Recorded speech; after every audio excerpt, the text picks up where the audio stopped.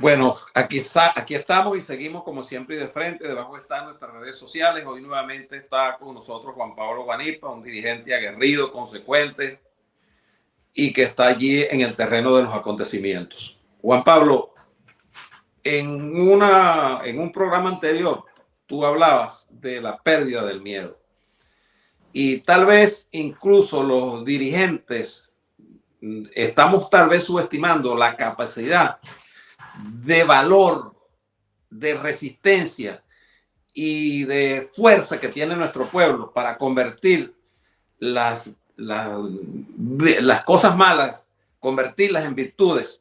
Fíjate, el tema del miedo. Recientemente, frente a la cárcel de Tocorón en Aragua, conozco muy bien ese terreno. Allí las madres, los padres salieron, lanzaron globos arriba y protestaron y reclamaron frente a esa cárcel. Eso es un síntoma de que la gente ya está perdiendo absolutamente ese miedo que tratan de construir, porque llega un momento, hermano, en que es como cuando a uno, y este es un ejemplo que quiero ponerlo, está frente a un delincuente y le tiene un cuchillo a un hijo de uno en la garganta. Y uno lo que tiene en las manos es una piedra, pues con esa piedra tienes que entrompar, porque tú no podrías vivir después si ese delincuente mata a tu hijo y tú dices, bueno, yo no hice nada. Eso es lo que está pasando y por eso es que a partir de estas horas yo soy el de los que cree que hay que impulsar con mucha fuerza ese asunto de que ya no tenemos nada que perder porque nos han quitado todo.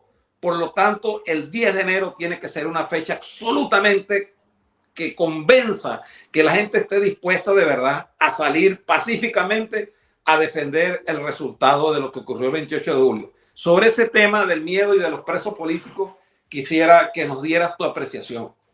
Bueno, fíjate, en primer lugar, es obvio que después de que se presenta la represión tan brutal que se presentó en el país, quizás sin precedentes en la historia reciente, porque hemos visto siempre en estos 25 años agresiones por parte del régimen en contra de la población. Al final de cuentas, el Estado se convierte en el primer verdugo de la sociedad, pero no lo habíamos visto como se vio en ese momento. Siempre habíamos hablado de 300, 350, 400 presos políticos, varios de ellos en muchas oportunidades más militares que civiles, pero en esta oportunidad estamos hablando de 2.500 personas detenidas, sin contar con los que ya estaban detenidos antes, lo que quiere decir que este régimen se preparó para detener a mucha gente y tratar de inocular en la gente el miedo.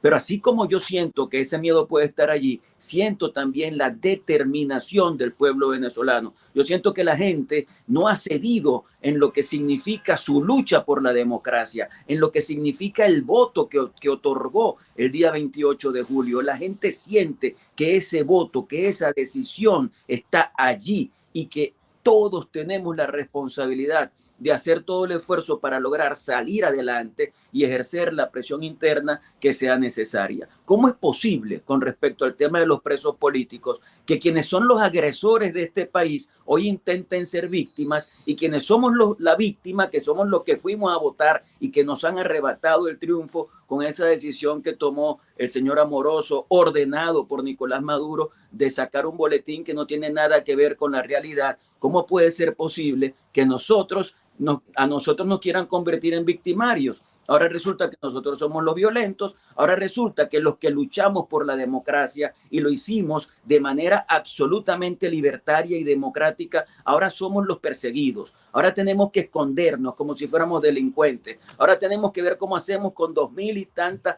personas detenidas. ¿Por qué detenidas? Porque tenían un acta en sus manos, porque fueron testigos de mesa, porque fueron miembros de mesa, porque sacaron algo en sus redes sociales. Eso se llama traición a la patria. Eso es terrorismo, que son los delitos que nos están imputando estos sinvergüenzas. Mientras tanto, los que se robaron el proceso se presentan ante el mundo como si fueran unas víctimas. Eso es totalmente irracional. Eso es el mundo completamente al revés. Y por eso hay en la mentalidad del venezolano esa actitud de seguir adelante y de esperar un llamado para lograr generar la presión interna que nos hace falta para que las cosas vuelvan a su sitio. y que se reconozca lo que pasó el 28 de julio y que podamos iniciar ese cambio político que tanto anhela y sigue anhelando el pueblo venezolano.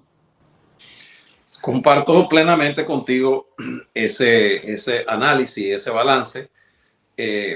Hay una situación en la que también ellos vienen actuando y de alguna manera han montado una cosa allí en la Asamblea Nacional, Jorge Rodríguez, con algunos sectores que dicen que son de oposición, que todos sabemos a quiénes representan.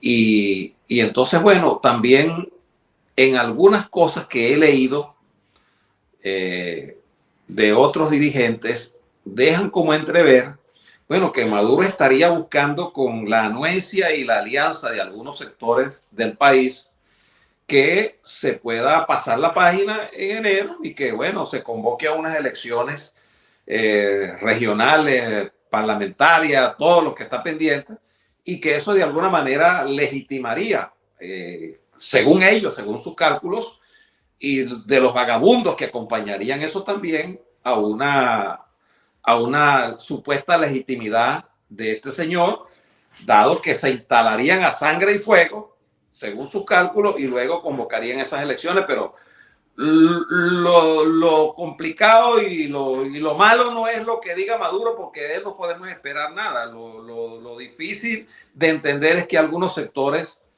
no solamente de los alacranes, sino algunos sectores de la oposición, he visto, he leído entre líneas que pareciera que ir a las elecciones regionales sería una solución, por aquello de que no hay que dejar los espacios vacíos cuando el país es el que han vaciado totalmente en todos los sentidos. ¿Qué piensas tú de ese tema?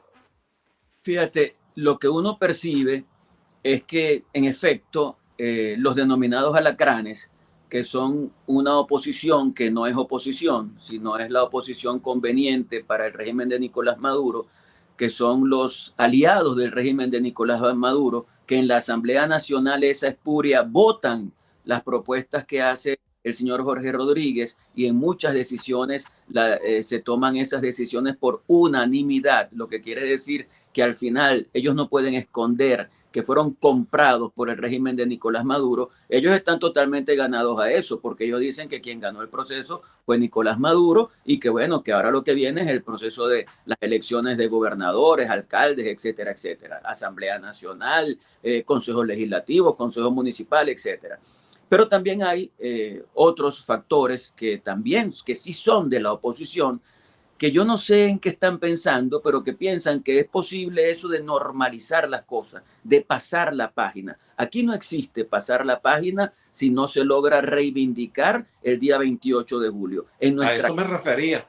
Claro, tiene que estar en nuestra mente el día 28 de julio. Ese día hubo una decisión del pueblo venezolano. Esa fecha es tan importante como la del 10 de enero, porque en esa fecha Venezuela cambió definitivamente, porque demostramos que el país nacional está en contra de Nicolás Maduro, que ese país nacional se enfrentó al ventajismo, al abuso de poder, al control total del proceso electoral, y a pesar de todo eso, logró casi un 70% de votación. Mira, eso se dice muy, muy rápido, pero hay que verle la cara a lo que significó ese proceso electoral. Y como te decía en el programa anterior, si hubieran podido votar los venezolanos que viven fuera del país y a quienes no se les permitió cambiar de residencia, o los venezolanos que viviendo dentro del país, jóvenes, no se les permitió inscribirse en el registro electoral, estaríamos hablando de un 90-10. Ese 90-10 no se puede soslayar. Ese 90-10 no se puede echar a la basura, ese 90-10 no se le puede decir al país, no, ya eso pasó, bueno, Maduro se quedó, y bueno, para adelante, tengamos ahora unas gobernaciones, tengamos ahora unas alcaldías y algunos consejos por allí. Eso no tiene sentido alguno, eso no tiene sentido alguno. Por eso yo no acepto, bajo ningún concepto, ese expediente de pasar la página, de normalizar las cosas, y yo con toda tranquilidad denuncio a Fede Cámaras, por ejemplo. Fede Cámaras está en esa actitud.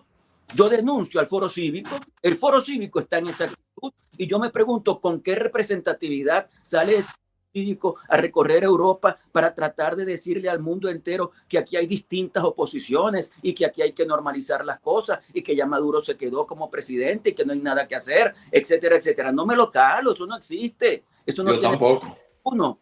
Igual pasa con algunos dirigentes de partidos políticos que están en esa tónica y que piensan que el pueblo les va a responder. ¿Ustedes creen que el pueblo les va a responder? Yo estoy convencido de que no. Este pueblo está mucho más claro que muchos de sus dirigentes. Este pueblo tomó una decisión y va a hacerla respetar. Esa decisión fue el 28 de julio y este pueblo va a hacer todo lo posible porque esa decisión se convierta en el cambio político que aspira el pueblo venezolano, hermano. Bueno, de acuerdo. Gracias, Juan Pablo, por tu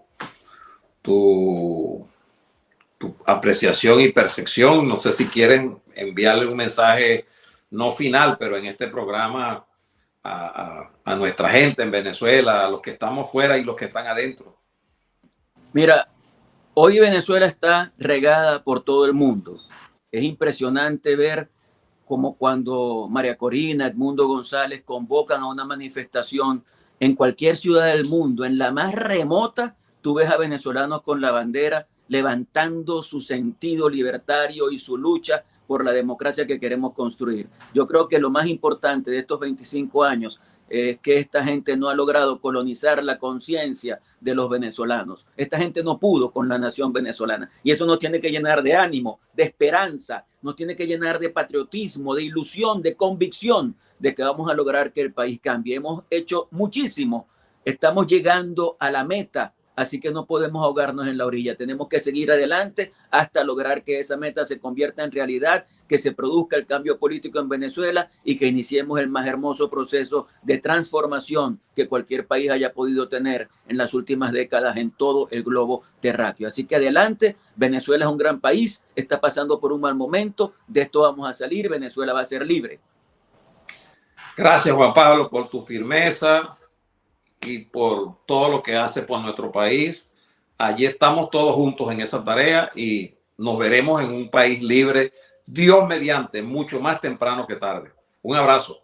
Dale, hermano, para adelante siempre. El comentario del día. Hoy con Juan Pablo hablamos de un tema que es importante y que lo voy a remarcar en los próximos días y tiene que ver con lo que Maduro quiere implantar utilizando toda la fuerza del terror del Estado, después de ese golpe de Estado que ha estado dando para robarse un proceso electoral donde los venezolanos con más del 70 o cerca del 70% votaron favorablemente para que Edmundo González Urrutia resultara electo. Y se trata de el tema de los presos políticos. Hay más de 2.000 personas presas, como lo hemos dicho en otras oportunidades y lo repetimos hoy, muchos jóvenes, adolescentes que han sido torturados de manera despiadada. Pero sus padres y sus madres, cuando van a la cárcel y luego regresan a su casa, se encuentran con los mismos problemas que tenían y que el país tiene antes del 28 de julio. No funciona absolutamente nada, los sueldos son de hambre, la precariedad aprieta, el dólar sigue paralelo subiendo y no es un invento ni es una página, sino es la realidad que está viviendo el país.